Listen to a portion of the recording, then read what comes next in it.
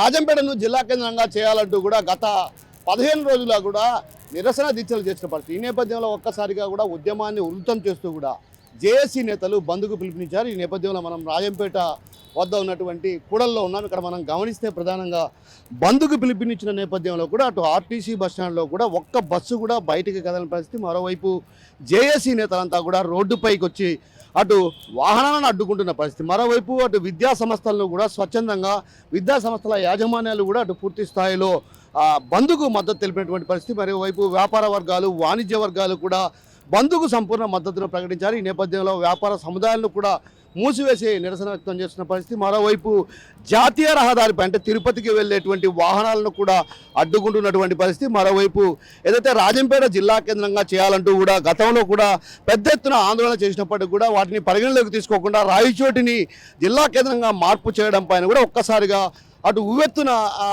ఆందోళనలు ఉధృతమైనటువంటి పరిస్థితి. నేపథ్యంలో జేఏసీ నేతలంతా కూడా ఒక్కొక్కరుగా రోడ్డుపైకి చేరుకుని ఆందోళన నిర్వహిస్తున్నారు. మరోవైపు ఈ వాహనాలతో పాటు అటు విద్యా సంస్థలు వ్యాపార కేంద్రాలు కూడా మూతపడ్డాయి. మరోవైపు ఏదైతే గతంలో ఎన్నడూ లేని విధంగా ఈసారి ప్రత్యేకించి మార్కెట్ యార్డుకు సంబంధించి మార్కెట్ను కూడా పూర్తిగా మూసివేసి సంపూర్ణ మద్దతు అంటే రైతాంగం కూడా అటు పూర్తి స్థాయిలో సంపూర్ణ మద్దతు ప్రకటించినటువంటి పరిస్థితి కనిపిస్తుంది. మరోవైపు జేఏసీ నేతలు కూడా ఇటీవల కాలంలో అటు పెద్ద ఎత్తున నిరసన కార్యక్రమాలు అదేవిధంగా ర్యాలీలు నిర్వహించినప్పుడు కూడా ప్రభుత్వం నుంచి ఎలాంటి స్పందన రాకపోవడంతో ఉద్యమాన్ని తీవ్రతరం చేయాలని భావించారు. అందులో భాగంగానే జేఏసీ నేతల ఆధ్వర్యంలో కూడా అటు రైల్వే కోడూరు రాజంపేట నియోజకవర్గాల పరిధిలో పెద్ద ఎత్తున బంద్కు పిలుపునిచ్చిన నేపథ్యం. బంద్లో కూడా పెద్ద ఎత్తున అటు ఆందోళనకారులతో పాటు ఎవరైతే వ్యాపార వాణిజ్య వర్గాలు అదేవిధంగా విద్యా సంస్థల యాజమాన్యాలు కూడా సంపూర్ణ మద్దతు ప్రకటించి బంద్లో పాల్గొన్నటువంటి పరిస్థితి. మరోవైపు జాతీయ రహదారి పైన కూడా అటు వాహనాలు కూడా పూర్తిగా అడ్డుకున్నటువంటి పరిస్థితి మనం చూడొచ్చు. ప్రధానంగా విజువల్స్లో బస్టాండ్ వైపు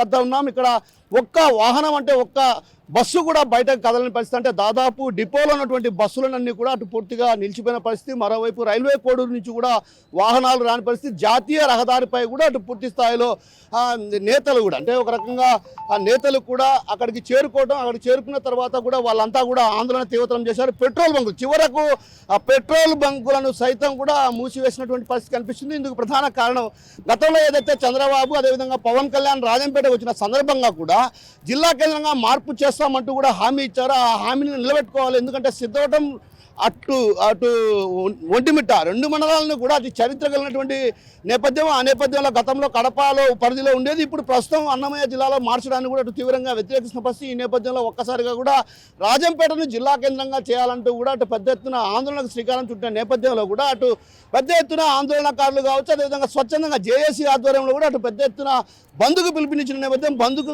భాగంగా మనం చూస్తే ప్రధానంగా విజువల్స్లో కూడా ఇక్కడ ఏదైతే దుకాణాలను కూడా అటు పూర్తిగా మూసివేసినటువంటి పరిస్థితి కనిపిస్తుంది. మనం చూడొచ్చు విజువల్స్లో ఎక్కడే కానీ అంటే ఒక రకంగా నిర్మానుష్యమైనటువంటి వాతావరణం కనిపిస్తున్న పరిస్థితి రాజంపేటలో నెలకొనింది. అదేవిధంగా రైల్వే కోడూరులో కూడా ఇదే పరిస్థితి కొనసాగుతుంది. మరోవైపు దుకాణాలను కూడా స్వచ్ఛందంగా మూసివేయడంతో ఒక రకంగా పెద్ద ఎత్తున ఆందోళనకారులు ఇక్కడికి చేరుకోవడం జరిగింది. బస్టాండ్ వద్ద కూడా అటు నిరసనకారులు చేరుకొని అటు పెద్ద ఎత్తున ఆందోళన నిర్వహిస్తున్న పరిస్థితి కనిపిస్తుంది. మరోవైపు ఏదైతే ఇప్పటికే అటు జేఏసీ ఇచ్చినటువంటి పిలుపు నేపథ్యంలో కూడా విద్యా సంస్థలను కూడా పూర్తిగా మూసివేశారు. ఆ మూసివేసిన పరిస్థితుల నేపథ్యం. మరోవైపు రైల్వే కోడూరు రాజంపేట ప్రాంతాల్లో కూడా వాహనాల రాకపోకలు కూడా అటు పూర్తిగా స్తంభించిపోయి అటు దుకాణాల్లో కూడా అటు మూసివేసినటువంటి పరిస్థితి. ఏది ఏమన్నప్పుడు కూడా ఉద్యమాన్ని ఉధృతం చేశామే తప్ప ఎక్కడా కానీ వెనక్కి తగ్గే పరిస్థితే లేదు. రాజంపేటను జిల్లా కేంద్రంగా మార్చే వరకు కూడా ఉద్యమాన్ని తీవ్రతరం చేస్తామంటూ కూడా అటు జేఏసీ నేతలు హెచ్చరిస్తున్న పరిస్థితి కనిపిస్తుంది. మొత్తం మీద బంద్ ప్రశాంత వాతావరణంలో సాగుతుంది.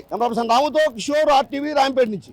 Local to global news at your finger tips. మీ చేతిలో ఒక ఆయుధం. Download R TV app. Media legend Ravi Prakash is back.